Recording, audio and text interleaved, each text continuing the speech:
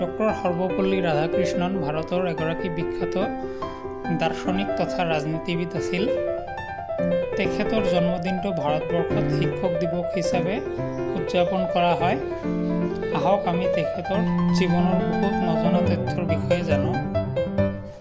1888 চনৰ 5 ছেপ্টেম্বৰ তাৰিখে তামিলনাডুৰ তিৰুত্তানী নামৰ ঠাইখনত নিয়োগী ব্ৰাহ্মণ পৰিয়ালত ডক্টৰ সৰ্বপল্লী ৰাধাকৃষ্ণনৰ জন্ম হয়।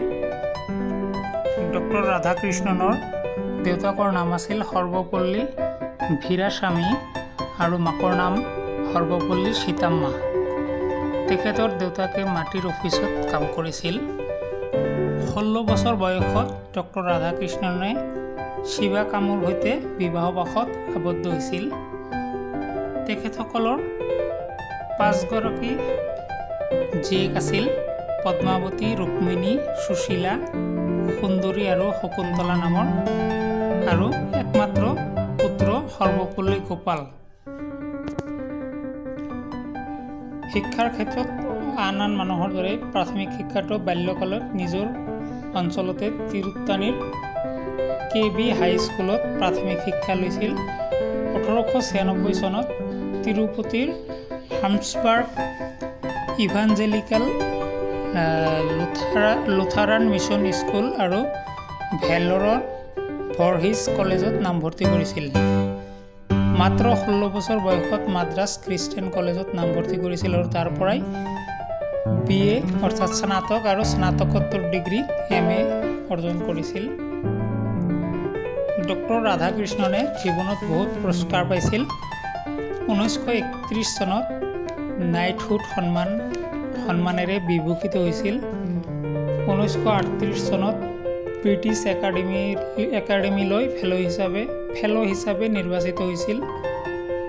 1961 চনত the peace prize of Germany book trade আৰু 1968 চনত সাহিত্য একাডেমীৰ ফেলোশ্বিপ পাইছিল।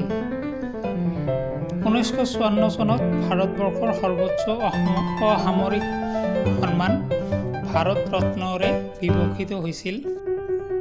1933 চনৰ পৰা 37 চনলৈ একেৰাহে 5 বাৰ তেখেতে সাহিত্যৰ নোবেল বঁটাৰ বাবে তেখেতৰ নাম মনোনয়ন হৈছিল। সৰ্বমুঠ 16 বাৰ সাহিত্যৰ নোবেল বঁটাৰ বাবে তেখেতৰ নাম মনোনয়ন হৈছিল আৰু তেখেতে মুঠ 11 বাৰ শান্তিৰ নোবেল বঁটাৰ বাবেও মনোনয়ন পাইছিল।